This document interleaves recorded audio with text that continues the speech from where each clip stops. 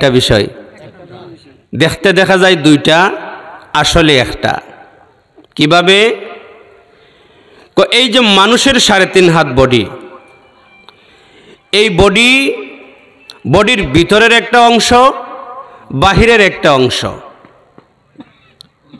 মানুষের বাহিরের অংশ যেভাবে নাপাক হয়, ভিতরেও একটা দামি অঙ্গ আছে যেটার নাম কলব, অন্তর, কলিজা, হৃদয়। কলিজা আসেনি সবার? এক জায়গায় জিজ্ঞেসি কার কার নাই, সবাই হাত তুলছে। সবার আছে কলিজা। বাহির যেভাবে নাপাক হয়, ভিতরও এভাবে নাপাক হয়। গুনাহের আবর্জনা নাপাক দ্বারা কলিজা নাপাক হয়, আর বাহিরের নাপাক লাগার কারণে বাহির নাপাক হয়। আল্লাহ তাআলা সর্বপ্রথম বলছেন তওবাকারীদেরকে মহব্বত করেন, অর্থাৎ বাহিরে নাপাক লাগলে যেভাবে পাক করার ব্যবস্থা আছে, ভেতর নাপাক হলেও পাক করার ব্যবস্থা আছে। লিকুল্লি শাইইন সিকালা, সব জিনিসেই পাক করার, পরিষ্কার করার হাতিয়ার আছে। লিকুল্লি শাইইন সিকালা, লিকুল্লি শাই, সব জিনিসের জন্যেই সিকালা, পবিত্র করার, পরিষ্কার করার অস্ত্র আছে। ওয়াকুলু ওয়াসিকালাতুল কুলুবি যিকরুল্লাহ, কলব পরিষ্কার করারও অস্ত্র আছে, এটা হলো আল্লাহ পাকের জিকির। তো বলতেছিলাম আল্লাহ তাআলা বলেন তওবাকারীদেরকে আল্লাহ পছন্দ করেন, পবিত্রতা অর্জনকারীদেরকে আল্লাহ পছন্দ করেন। মুফাসসিরিনে কেরাম বলেন বাহির যেভাবে নাপাক হয়, ভিতরও সেভাবে নাপাক হয়। গুনাহের ময়লা দ্বারা, গুনাহের নাপাকের দ্বারা কলিজা নাপাক হয়, আর নাপাক লাগার দ্বারা মানুষের বডি নাপাক হয়, মানুষের 3.5 হাত বডি নাপাক হয়। তো এই আয়াতের দ্বারা, এই আয়াতের শেষাংশের দ্বারা আল্লাহ তাআলা বান্দাকে মেসেজ দিতেছেন, বান্দা তওবার মাধ্যমে ভিতর পাক রাখবা, পবিত্রতা অর্জনের মাধ্যমে বাহির পবিত্র রাখবা, তো আমার পবিত্র বান্দা হইয়া যাইবা। আর আমি আল্লাহ, তুমি পবিত্র বান্দার জন্য আমি পবিত্র জান্নাত তৈরি করে রাখছি। সুবহানাল্লাহ, জোরে বলেন। আল্লাহ তাআলা বলেন ইন্নাল্লাহা ইউহিব্বুত তাওয়াবিন ওয়া ইউহিব্বুল মুতাতাহহিরিন। আল্লাহ তাআলা বলেন তওবাকারীদেরকে আল্লাহ পছন্দ করেন, মহব্বত করেন, পবিত্রতা অর্জনকারীদেরকে আল্লাহ তাআলা মহব্বত করেন। এই আয়াতের দ্বারা কথাই প্রতীয়মান হয়, বোঝা যায় তওবার মাধ্যমে আল্লাহর কোনো বান্দা যদি ভিতরটাকে পাক করে নেয়, আর পবিত্রতা অর্জনের মাধ্যমে যদি তার বডি পবিত্র করে নেয়, মরবে তো পবিত্র হয়ে মরল। আর আল্লাহর হাবিব বলেন ইন্নাল্লাহা তাইয়্যিব ইউহিব্বুত তাইয়্যিবা, আল্লাহ নিজে পবিত্র, পবিত্রকে আল্লাহ পছন্দ করেন। পবিত্র, ভিতর পবিত্র, বাহির পবিত্র, মরল পবিত্র, গেল পবিত্র, আল্লাহর কাছে আল্লাহ ঠিকানা দিবেন পবিত্র জান্নাত। আল্লাহ তাআলা জান্নাতকে পুত পবিত্র রাখছেন, জান্নাতে কোনো আবর্জনা নাই।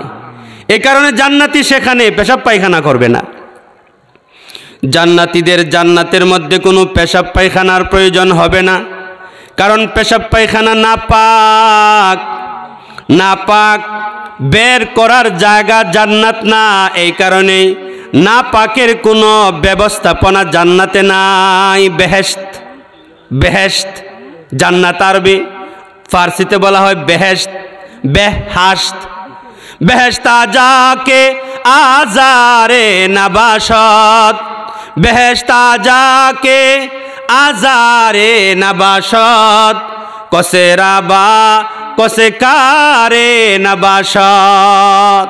বেহেশত বেহেশতে কোনো ধরনের কষ্ট, ক্লেশ, ক্লান্তি, অসুবিধা, দুঃখ, কষ্ট, যাতনা কোনো ধরনের অসুবিধা বেহেশতে আল্লাহ রাখছেন না, সব রাখছেন দুজখে।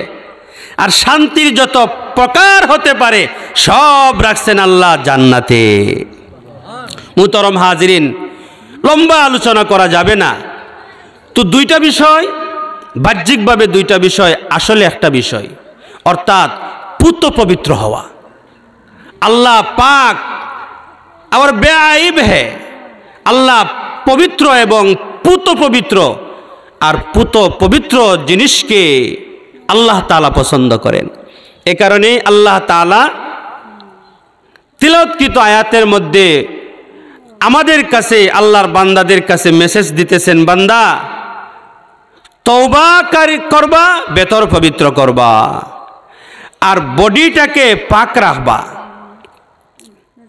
তো বডি যদি পাক থাকে আর তওবার মাধ্যমে ভিতর পবিত্র হয়, তো ভিতর বাহির যখন পাক, তো আল্লাহ তাআলা এই পবিত্র মানুষটাকে পছন্দ করেন। এই যে পবিত্রতার বিষয়, একজন ইমানদারের সবচাইতে দামি জিনিস হলো তার ঈমান। ইমানদারের কাছে ঈমানের চাইতে দামি আর কোনো জিনিস হতে পারে না। ইমানদারের কাছে সবচাইতে দামি জিনিস হলো তার ঈমান। জান নিয়ে নিতে পারে কিন্তু ইমানদার তার ঈমান দেয় না, ঠিক কিনা জোরে বলেন?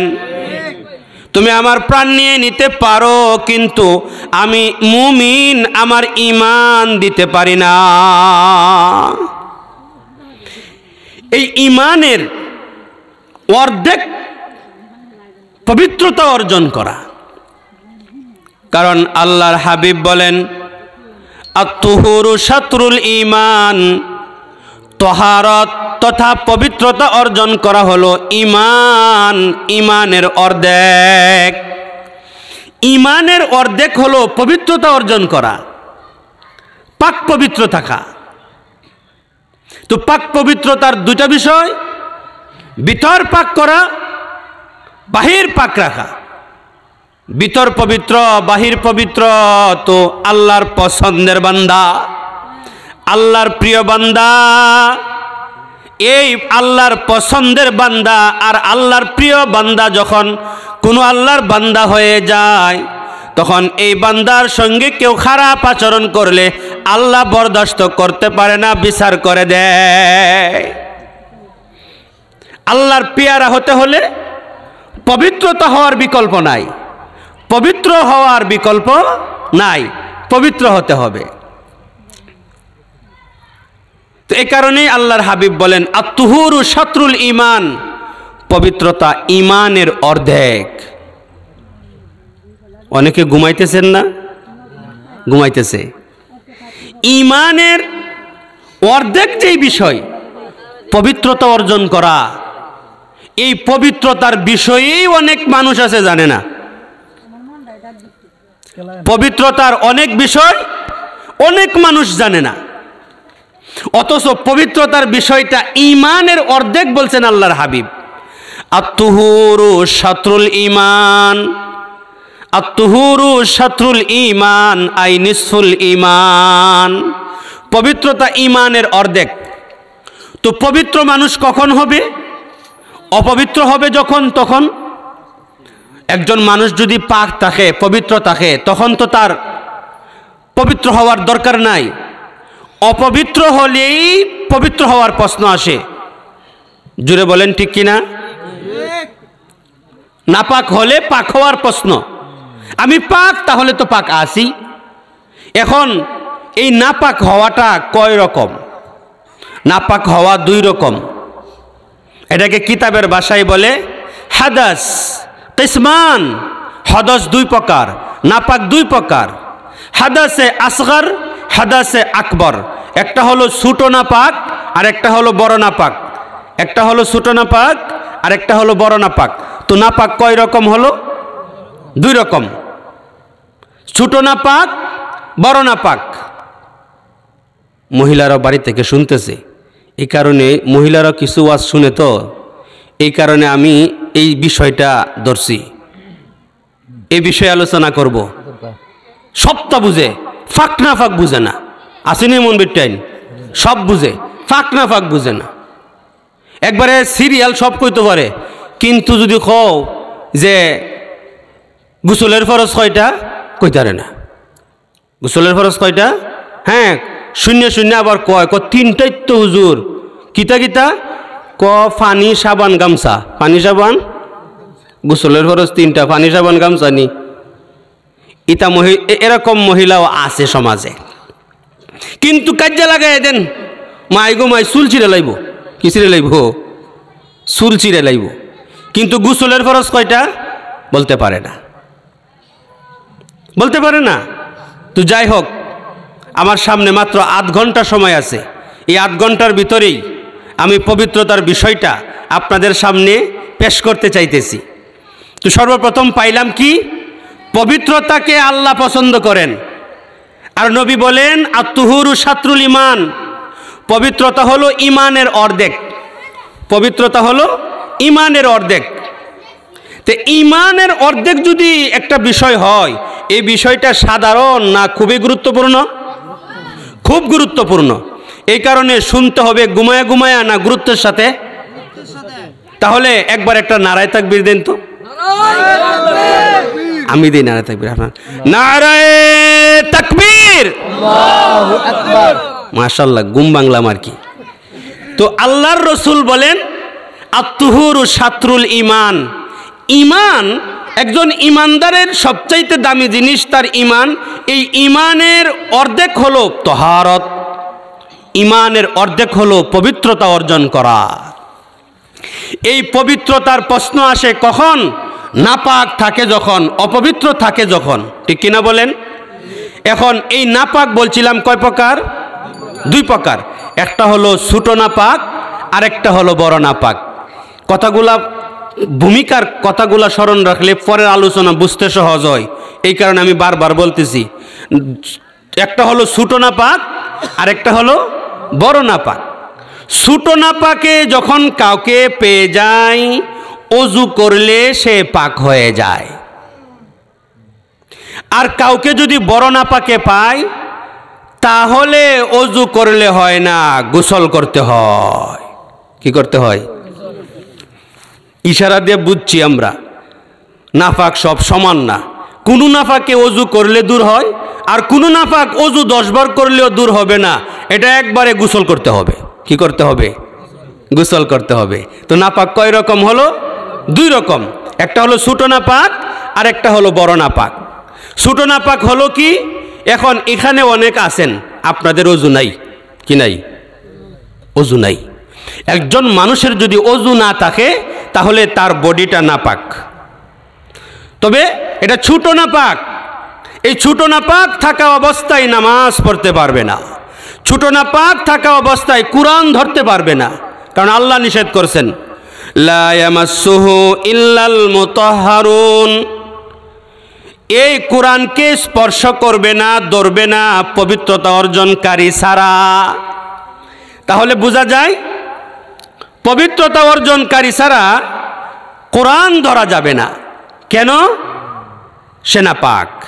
তো ওযু না থাকলে বডিটা নাপাক, ওযু করলে পাক হয়ে যায়। এই কারণে কোরআনে কারীমে আল্লাহ নিজে আল্লাহর বান্দাদেরকে ওযু শিখান। সুবহানাল্লাহ, জোরে বলেন সুবহানাল্লাহ। কিভাবে আল্লাহ শিখান দেখেন, সূরাতুল মাইদার 6 নম্বর আয়াতে আল্লাহ তাআলা কত সুন্দর করে আল্লাহর বান্দাকে ওযু শিখাইতেছেন। সর্বপ্রথম আল্লাহ তাআলা বান্দাকে ডাক দেন, তো এভাবে ডাকেন, ইয়া আইয়ুহাল্লাযীনা আমানু, ও আমার ঈমানদার বান্দারা। সুবহানাল্লাহ, জুড়ে বলেন সুবহানাল্লাহ। একজন বাবা, তার একটা ছেলে আছে, মাওলানা হয়েছে। মাওলানা ছেলেটাকে ডাক দিতে সাধারণভাবে ডাকে না, তাকে একটা আদরের সাথে ডাকে, ও আমার মাওলানা ছেলে, বাবা কই আসো, একটা মহব্বত থাকে, কারণ সে মাওলানা। আল্লাহ তাআলার বান্দা অনেক আছে। আল্লাহর অনেক বান্দাদের মধ্যে যেই বান্দার কলিজার ভিতরে ঈমান আছে, এই বান্দার জন্য আল্লাহ পাকের অনেক মায়া। এই কারণেই আল্লাহর হাবিব বলেন আদনা লি আহলিল জান্নাতি লাহু সামানুনা আলফু খাদিম, নিম্নমানের একজন ইমানদারকে আল্লাহ যে জান্নাত দিবেন, এই জান্নাতটা হবে এরকম 10 দুনিয়া একত্র করলে যত বড় হবে, নিম্নমানের একজন ইমানদারকে আল্লাহ এত বড় জান্নাত দিবেন। সুবহানাল্লাহ জুড়ে বলেন। আর এই জান্নাতে জান্নাতীদের খাদেমের সংখ্যা হবে লাহু সামানুনা আলফু খাদিম। সামানুন অর্থ 80, আলফুন অর্থ 1000, সামানুনা আলফু খাদিম, 80,000 খাদেম দিবেন। সুবহানাল্লাহ জুড়ে 80,000 খাদেম দিবেন। এ কারণে ইমান যার কলিজার ভিতরে আছে সে গরিব না, সে অনেক ধনী। এ কারণে আল্লাহ তাআলা আল্লাহর অগণিত অসংখ্য বান্দাদের মধ্যে যাদের ইমানের দৌলত আছে, ইমানের দৌলতওয়ালা বান্দাকে আল্লাহ মায়ার আর আদর আর সুহাগ আর ভালোবাসার সুরে ডাক দেয়া বলেন ইয়া আইয়ুহাল্লাযীনা আমানু, ও আমার ইমানদার বান্দারা, ইজা কুমতুম ইলাস সালাহ, যখন তুমি নামাজের প্রস্তুতি গ্রহণ করবা।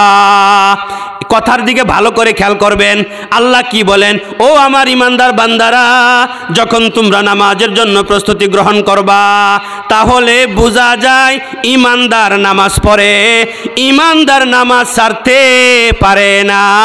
জুড়ে বলেন ঠিক কিনা?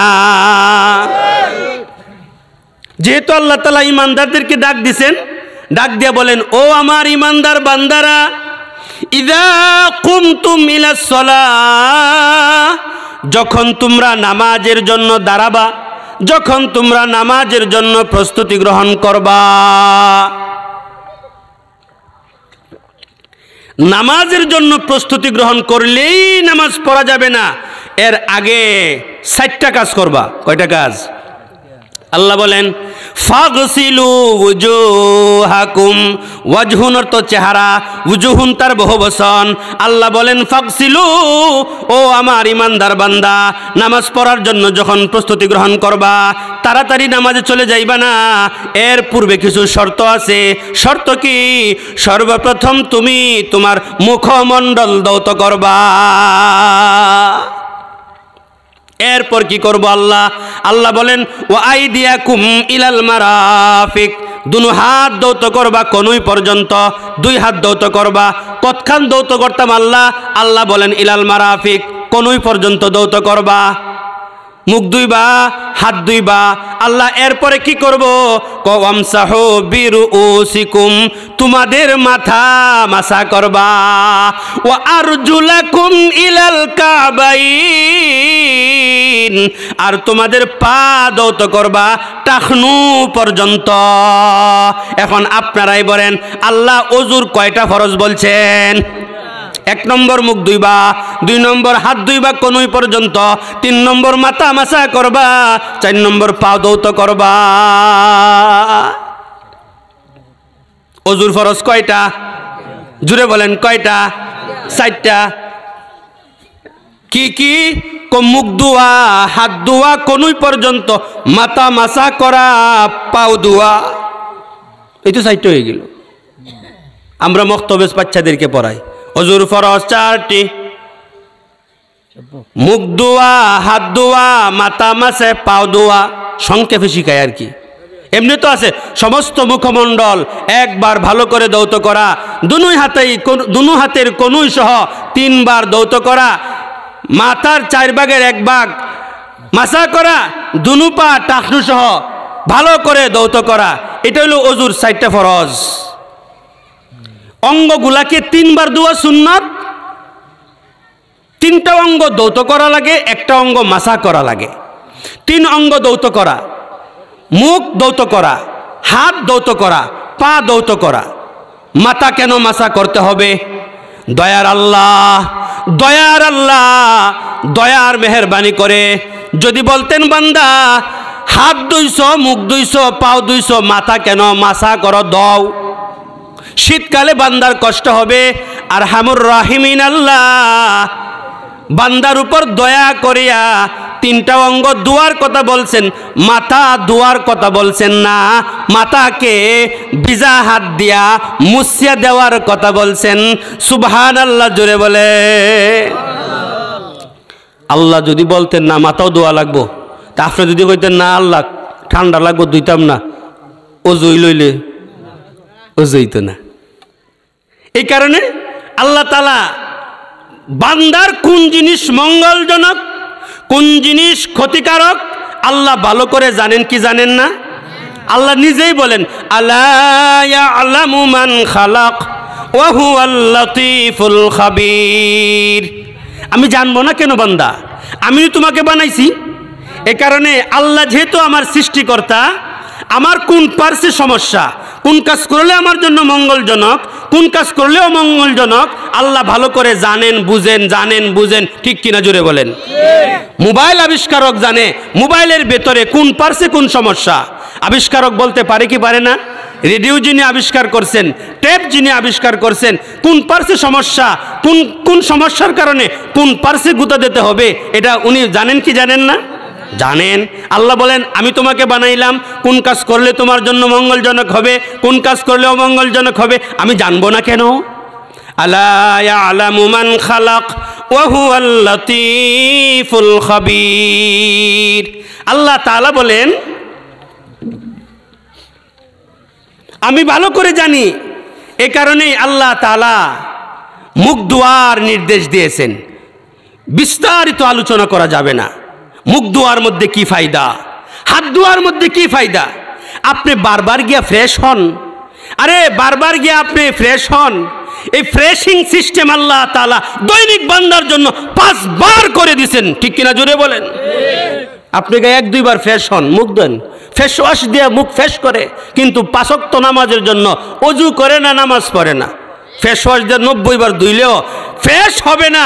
আল্লাহ ফ্রেশিং সিস্টেম করে দিয়েছেন, বান্দা এই তরিকায় ফ্রেশ হইবা। সুবহানাল্লাহ জুড়ে বলেন। তোমার মুখমণ্ডল দৌত করবা, তোমার মুখমণ্ডল দৌত করবা, তোমার 2 হাত কনুই সহ দৌত করবা, মাথাটাকে মুছে দিবা, পা দৌত করবা। এসব বিস্তারিত বলা যাবে না। শুধুমাত্র আমরা যে গর্দন মাসা করি কি করি না? গর্দন মাসা করি না? এক খ্রিস্টান দেখে এক মুসলমান বসে বসে কি যেন ফানি লইয়া হাত দয়, মুখ দয়, তো মাথা মাসে করে ফাও দয়, এর আগে ইতা করে। কিন্তু উনি ছিলেন উনি একজন বিজ্ঞ ডাক্তার। উনি সবগুলা ফলো করছেন। ফলো করে একটা জিনিস গবেষণা করলেন, তারা এরকম করে কেন? তো যেই বিষয়ে পারদর্শী সে এই জিনিসের একটু ইশারা পেলেই বিস্তারিত বুঝে ফেলে। সে লক্ষ্য করে দেখলো মানুষের যে এই যে গর্দন, এই যে গাড়টা, এই গাড়ের মধ্যে সমস্ত বডির রগের জংশন কি। এই কারণে গাঢ় একটা বয়া দিলে এটা জাগাত ফিরে যাইব। বালা করে যদি গাঢ় দিতে পারে তেরে জাগাত বয়ালতে পারে, গর্দনা দিলে কাটতে যায় একবারে। তো দেখা গেছে এই বিজ্ঞ ডাক্তার সে এটা অবজার্ভ করলো, এটা লক্ষ্য করে দেখলো, একটা জরিপ নিল, এরকম কেন করলো? সে গবেষণা করে দেখছে, তার শাস্ত্রে এটা পেয়েছে যে একজন মানুষ যদি দৈনিক 20 হাত তার গর্দানের মধ্যে এভাবে লাগায়, জিন্দেগিতে সে স্টক করবে না, জিন্দেগিতে সে পাগল হবে না। সুবহানাল্লাহ জোরে বলেন। জিন্দেগিতে স্টক করবে না, পাগলও হবে না। এটা মাত্র একটা গর্দান মাসা করার ফজিলত হইল। মুখমণ্ডল দৌত করলে কি ফায়দা? হাত দৌত করলে, মাথা মাসা করলে, পা দৌত করলে অগণিত অসংখ্য ফায়দা আছে। সৃষ্টিকর্তা যাকে সৃষ্টি করেছে তার জন্য কোন জিনিস মঙ্গলজনক হবে বুঝে শুনেই এই সিস্টেম দিয়েছেন। আল্লাহ তাআলা আমার এই যে 6 নম্বর আয়াতের শেষাংশে এই বিষয়গুলা তুলেও ধরছেন। আল্লাহ তাআলা বলেন, ও ইমানদার বান্দা, যখন নামাজের জন্য প্রস্তুতি গ্রহণ করবা, মুখমণ্ডল দৌত করবা, হাত কনুই পর্যন্ত দৌত করবা, মাথা মাসা করবা, টখনু সহ পা দৌত করবা। ওয়া ইন কুনতুম জুনুবান ফাত্তাহহারু, আল্লাহ বলেন, তোমরা যদি জুনুবি হও, তোমরা যদি অপবিত্র হও, তাহলে ভালো করে পবিত্রতা অর্জন করবা। মুফাসসিরিনে কেরাম বলেন, ছোট নাপাক থেকে পাক হওয়ার সিস্টেম আল্লাহ অজু শিখাইছেন। অজুর মাধ্যমে ছোট নাপাক দূর হয়ে বান্দা পাক হয়ে যায়। আর যদি অপবিত্র হয়ে যায়, এই অপবিত্রতার দ্বারা হলো বড় নাপাকে যদি পেয়ে যায়, বড় নাপাকে যদি পেয়ে যায়, আল্লাহ বলেন ফাত্তাহহারু, তাহলে ভালো করে পবিত্রতা অর্জন করবা। মুফাসসিরিনে কেরাম বলেন, ভালো করে পবিত্রতা অর্জন করার সিস্টেম আর তরিকা আর নিয়ম আর পদ্ধতি হলো গোসল করা। কি করা? গোসল করা। গোসলের ফরজ কয়টা বলেন? কয়টা? 3টা। গোসল তো যারা বিয়া করছে ফরজ হয় না আমার, এটা কইলে মানাম নি শুনছুন। গোসল ফরজ হয়। এখন যদি ফরজ গোসলের সিস্টেম জানে না, বেটা হোক বা বেটি হোক, ফরজ গোসল কিভাবে করতে হয় যদি জানে না, অনেক মহিলা অনেক পুরুষ এরকম আছে মনে করছে পুকুরে গিয়া ডুব দিলে আর উঠলেই গোসল হয়ে যায়। এরকম অনেক মহিলারা মনে করে এটাই মনে করে গোসল। অনেক মহিলা মনে করে পুকুরে গিয়ে একটা ডুব দিলে আর উঠলেই গোসল হয়ে যায়। আর কেউ তো আছে শীতের দিন যদি ডুব দেয় তাহলে তাড়াহুড়া করে ডুব দেয় আর তাড়াহুড়া করে উঠতে চলে আসে, গোসল হয়ে গেছে, তাড়াতাড়ি ফুসিয়ে গিয়া ওই তো নামাজ দাঁড়ায় গেছে। হাজার হাজার রাকাত নামাজ পড়লেও নামাজ হইতো না, আগে গোসল হইতে হইব। কারণ আল্লাহর হাবিব বলেন, লা তুকবালু সলাতুম বিগাইরি তুহুরিন, পবিত্রতা অর্জন করা ছাড়া নামাজ কবুল হয় না। নামাজ হয় না, হবে না নামাজ। কারো যদি ওযু শুদ্ধ না হয় নামাজ হবে না। এই কারণেই আল্লাহ রসুল বলেন, মিফতাহুল জান্নাতিস সালাহ, জান্নাতের তালার চাবি হলো নামাজ। ওয়া মিফতাহুস সালাতিত তুহুর, আর নামাজের চাবি হলো পবিত্রতা অর্জন করা। ছোট নাপাকে পেয়ে গেলে ওযু করা, বড় নাপাকে পেয়ে গেলে গোসল করা। গোসল করতে হবে। এই কারণে গোসলের ফরজ আদায় না করলে গোসল হবে না, নামাজ পড়লে নামাজ হবে না। এই কারণে গোসলের ফরজ 3টা। মহিলারা যারা শুনতেছেন এক কুনত বইয়া বালা করে শুনেন, গোসলের ফরজ 3টা। 1 নম্বর, গরগরার সহিত কুল্লি করা। করে যে কুল্লি করা লাগবো, থু থু করলে হইতো না, গরগরার সহিত কুল্লি করা, করে কুল্লি করতে হইব। ভিতরে কোনো ময়লা থাকতে পারে, অর্থাৎ তো কিতাবে লেখেন করলে যতটুকু দেখা যায় অতটুকু পর্যন্ত পানি ফসাইতে হইব। না ফসাইতে পারলে 1 গ্লাস পানি লয়ে খাইলাও তে ফসবো বালা করিয়াই, বীজ দইব গেল 1। 2 নম্বর, নাকের নরম জায়গা পর্যন্ত পানি পৌঁছানো। নাকের নরম জায়গা কোনটা? কয়ভাবে নাকের দিকে তলে দিকে চাইলে লাল, নাকের লাল জায়গা পর্যন্ত যে দেখা যায় এটা হলো নাকের নরম জায়গা। ভালো করে ময়লা পরিষ্কার করিয়া এরপরে নাকের নরম জায়গা পর্যন্ত পানি পৌঁছাইতে হইব।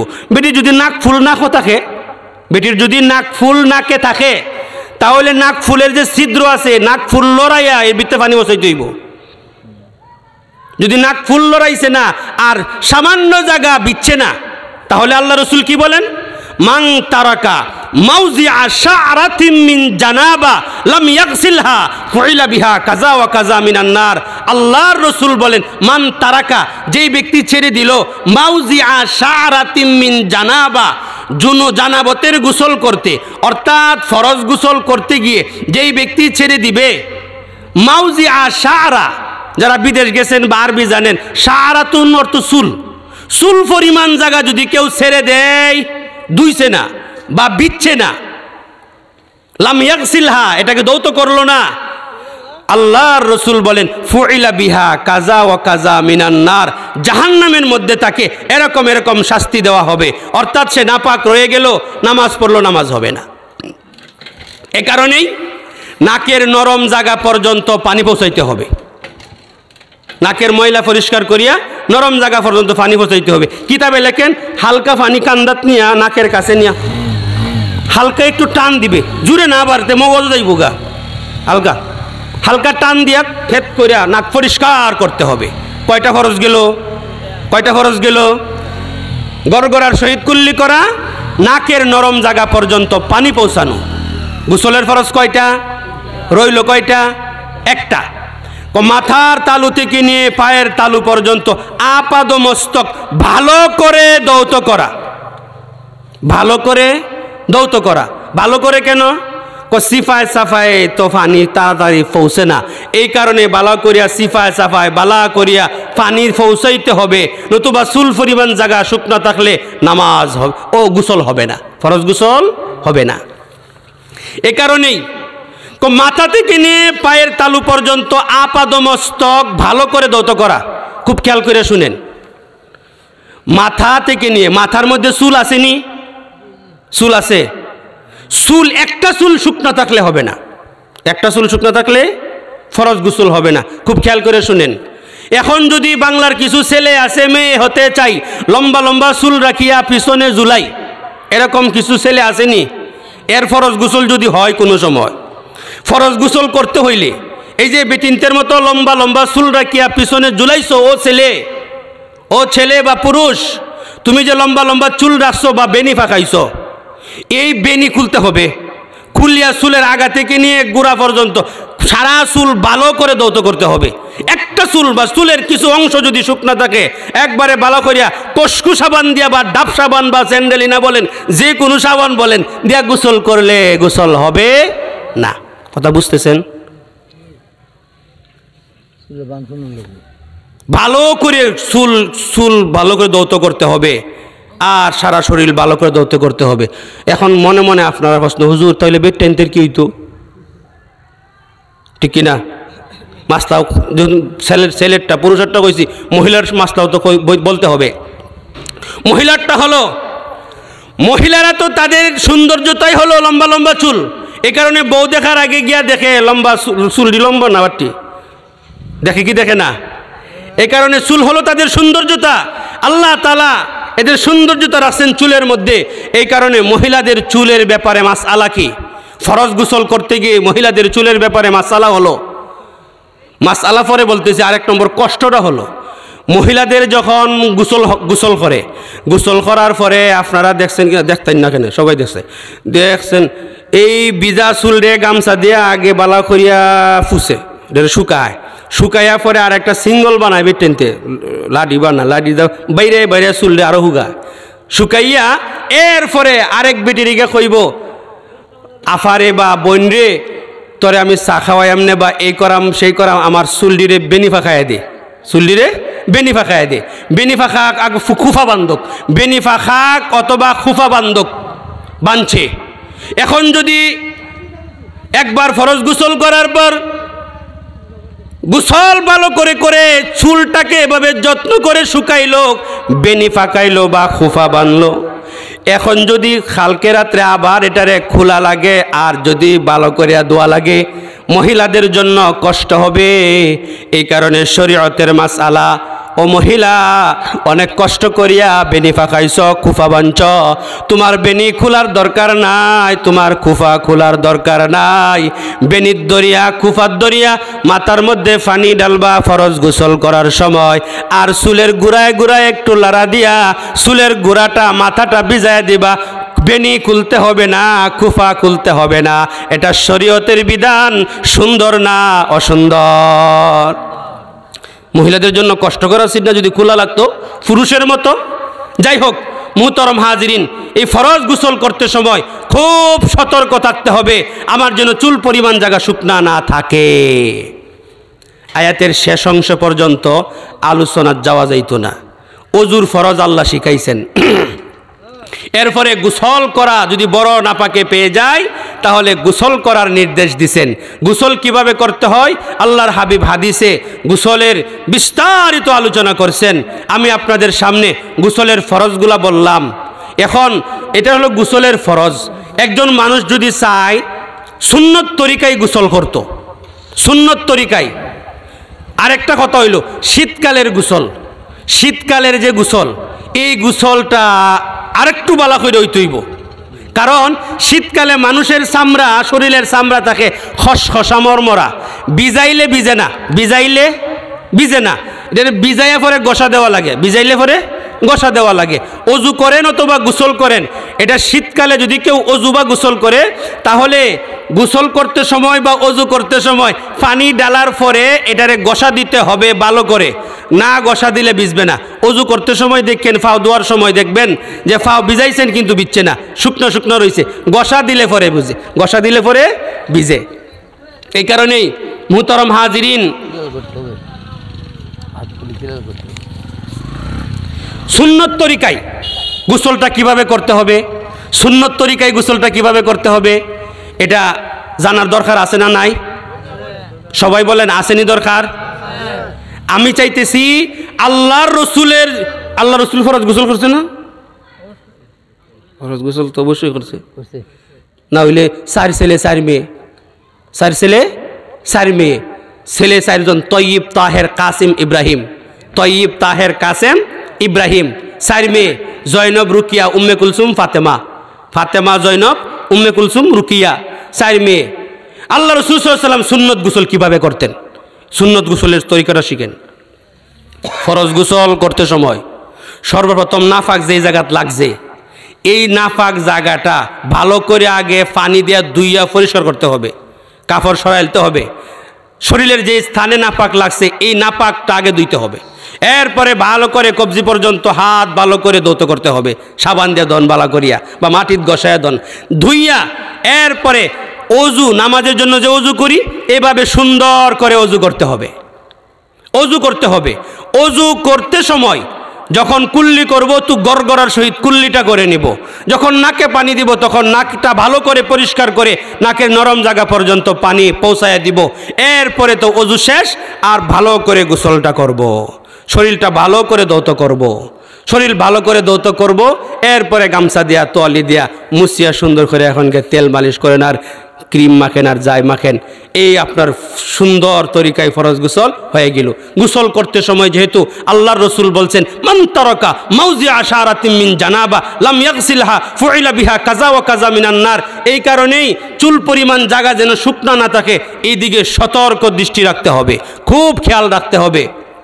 বিশেষ করে শীতকাল যদি হয় ভালো করে গোসলটা করতে হবে, চুল মাথার চুলের মধ্যে ভালো করে ঘষা দিতে হবে যাতে চুলের গোড়ায় গোড়ায় পানি পৌঁছে আর চুল যেন ভালো করে ভিজে। মুহতারাম হাজিরিন, এখন একজন মানুষ যদি অসুস্থ হয়, গোসল করা তার দ্বারা সম্ভব না হয়, নামাজ কিভাবে পড়বে, ফরজ গোসল কিভাবে পড়বে, কয়েক মিনিটের মধ্যে আমি এই আলোচনাটা করেই শেষ করে দিচ্ছি। আল্লাহ তাআলা বলেন ওয়াইন কুনতুম মারদা, ও আমার ইমানদার বান্দা, ছোট নাপাক থেকে পাক হওয়ার জন্য অজু শিখাইলাম, বড় নাপাকে পেয়ে গেলে গোসলের নির্দেশ দিলাম। ও আমার বান্দা, তুমি যদি অসুস্থ হও, ওয়াইন কুনতুম মারদা আও আলা সাফারিন, অথবা তুমি সফরে থাকো, ভ্রমণে থাকো, তোমার অজুর প্রয়োজন, তোমার গোসলের প্রয়োজন, কিন্তু তুমি অসুস্থ, অথবা তুমি ভ্রমণের হালতে, সফরের হালতে, অথবা তুমি অসুস্থ, কিন্তু আও জা আহাদুম মিনকুম মিনাল গায়ত, এমত অবস্থায় মারাত্মক রোগী অথবা সফরের হালতে, আর এমন অবস্থায় তুমি পেশাব পায়খানা করে আসলা। দেখেন আল্লাহ পাকের খাওয়ার সিস্টেম, আল্লাহ পাকের বলার তরিকাটা দেখেন, খুব খেয়াল করবেন। আল্লাহ বলেন আও জা আহাদুম মিনকুম মিনাল গায়ত, গায়ত মানে পেশাব পায়খানা থেকে তোমাদের কেউ আসলো, অর্থাৎ পেশাব পায়খানা থেকে আসলো মানে তার ছোট নাপাকে পেয়ে গেল। আও লামাসতুমুন নিসা, নিসা মানে মহিলা, অথবা মহিলাদের সংস্পর্শে গেল মানে বড় নাপাকে পেয়ে গেল। অসুস্থ অথবা সফরে, পেশাব পায়খানা থেকে আসলো অথবা মহিলাদের সংস্পর্শে গেল। ফালাম তাজিদু মান, মাউন অর্থ পানি। আল্লাহ বলেন এমত অবস্থায় তুমি পানি পাইলা না, ফালাম তাজিদু মান, পানি পাইলা না। তো পানি না পাওয়ার অনেক তরিকা আছে, বাস্তবেই সে পানি পাইতেছে না, কোথাও পানি নাই, মরুভূমি, অথবা পানি আছে কিন্তু পানি ব্যবহার করতে বিজ্ঞ ডাক্তার না করছেন, অথবা মারাত্মক রোগী পানি ব্যবহার করলে তার মরে যাওয়ার সম্ভাবনা আছে, অথবা পানি আছে বাইরে পুকুরেই পানি আছে কিন্তু পুকুর পর্যন্ত যাওয়া যাবে না, দরজা খুলিয়া গেলেই ডাকাত দাঁড়ায় রয়েছে, অথবা হিংস্র জানোয়ার দাঁড়ায় রয়েছে, গেলেই ধপ করে আমাকে হামলা করবে, আক্রমণ করবে, থাকার পরেও আমি পানি পাই নাই। আল্লাহ বলেন যে কোনো অবস্থায়, অথবা কুয়ার ভিতরে পানি আছে বালতি নাই, অথবা বালতি আছে রশি নাই, বিভিন্ন তরিকায় সর্বমোট গুলমুলভাবে হলো। আল্লাহ বলেন ফালাম তাজিদু মান, তুমি পানি পাও নাই, তাহলে কি করবা? পবিত্রতা অর্জন কিভাবে করবা? ছোট নাপাক থাকে অথবা বড় নাপাকি থেকে পবিত্রতা অর্জন করতে হবে। কিভাবে করবা? আল্লাহ বলেন ফাতায়াম্মামু, সুবহানাল্লাহ জুড়ে বলেন, বুঝছেন না কথা? আল্লাহ বলেন ফাতায়াম্মামু, তোমরা তায়াম্মুম করা। তায়াম্মুম কিভাবে করবা এটাও আল্লাহ শিখাইছেন, আলোচনায় যাচ্ছি না, সময় শেষ। তায়াম্মুম কিভাবে করতে হয় আর আলোচনা করতে পারতেছি না। এখন কথা হলো, আরেকটা কথা না বললেই নয়, এখন কথা হলো আল্লাহ পাকের এত দয়া আমাদের জন্য, তাহলে আল্লাহ পাক কেন শীতের দিন ঠান্ডা পানি দিয়া অজু গোসল করার কথা বললেন? প্রশ্ন আসেনি? আসেনি মনের ভিতর প্রশ্ন? আল্লাহ অত দয়াবান, তাহলে ঠান্ডার মধ্যে অজু করলে কি কষ্টটা হয় বলতে পারলো না আল্লাহ পাক যে শীতের দিন অজু করার দরকার নাই, গোসল করার দরকার নাই, নামাজ সুগে পড়িলাও? এই প্রশ্ন যদি কোনো আল্লাহর বান্দা করে তাহলে আল্লাহ তাআলা বান্দাকে সুন্দর করে এর জবাব দিয়া বলেন মা ইউরিদুল্লাহু, ও বান্দা আল্লাহ পাকের তোমাদেরকে কষ্ট দেওয়ার কোনো ইচ্ছা নাই। সুবহানাল্লাহ জুড়ে বলেন মা ইউরিদুল্লাহু লিয়াজআলা আলাইকুম মিন হারাজ, আল্লাহ পাক তোমাদেরকে কষ্ট দেওয়ার কোনো উদ্দেশ্য না। ওয়ালাকি ইউরিদু লিইউতাহহিরাকুম, আল্লাহ চান বান্দা এর মাধ্যমে তোমাকে পবিত্র করতে, তোমাকে পবিত্র করতে। ওয়ালিউতিম্মা আলাইকুম নি'মাতাহু লাআল্লাকুম তাশকুরুন, অর্থাৎ এই ঠান্ডা পানি দেওয়া হলেও তুমি গোসল করো, ঠান্ডা পানি দেওয়া হলেও তুমি অজু করো, তুমি পবিত্র হও। বান্দা আমি আল্লাহ পবিত্র, তোমার জন্য তৈরি করে রাখছি পবিত্র জান্নাত, তুমি পবিত্র হয়ে আমার কাছে আসবা, আমি তোমাকে আমার কুলে টেনে নিয়ে আমি পবিত্র জান্নাতের মালিক বানায়া দিব। এ কারণেই অনেক নারী পুরুষ আছে গাইলাইলে গাইলাক, বকলে বকুক, এরপরে আমার খাওয়া লাগবো। অনেক বেটাইন আছে বা বেডাইনও আছে এরকম। নাফাক রাত্রে কিতে হইছে, নাফাক হইছে, শীতরে ডরাইয়া ফজর তো পরে না, গোসলও করে না, আবার মমিন বাজার গিয়ে বইয়া চাও খা, 10টা বাজে, 9টা বাজে, 10টা বাজে, 12টা বাজে, এরপরেও গোসল করতে চায় না, নাপাক অবস্থায় চলাফেরা করে। মুহতারাম হাজরিন, এই কথাটা বলে আমি শেষ করে দিচ্ছি, খুব খেয়াল রাখবেন, মা বোনদেরকেও বলছি, নাপাক অবস্থায় থাকবেন না, নাপাক অবস্থায় থাকবেন না, কারণ বলা যায় না তো কখন কার মরণ চলে আসে। আপনি যে সকালবেলাও গোসল করলেন না, রাত্রে নাপাক হয়েছেন, আপনি কি জানেন কখন আপনার মরণ আসবে? যদি আপনাকে মরণ এসে পেয়ে যায় আর আপনার কাছে যদি আজরাইল আলাইহিস সালাতু ওয়াস সালাম এসে হাজির হয়ে যায় আর আপনার জান কবজ করে নেই, তাহলে আপনি ভালো করে জেনে রাখবেন, আপনি যখন লাশ হয়ে যাবেন, লাশকে কিন্তু ফরজ গোসল দেওয়া যায় না।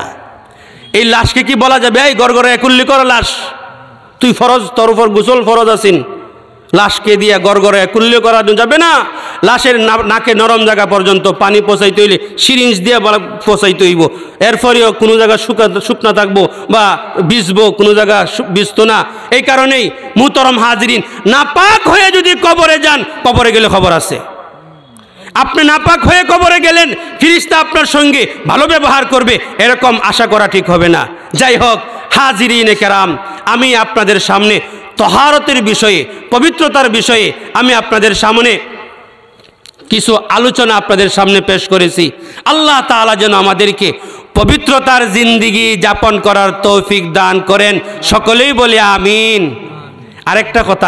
আরেকটা কথা হলো অজু শুধু এটা পবিত্রতা অর্জনের সিস্টেমেই না, অজু এটা একটা ইবাদত। অজুর মাধ্যমে আল্লাহ তাআলা বান্দার জীবনের গুনাহ মাফ করে দেয়। সুবহানাল্লাহ বলেন। এই কারণে যত বেশি ওযুর হালতে থাকবেন আর নাপাক অবস্থায় থাকবেন না। আমাদের প্রধান অতিথি চলে আসছে। আল্লাহ তাআলা আমাদেরকে যা আলোচনা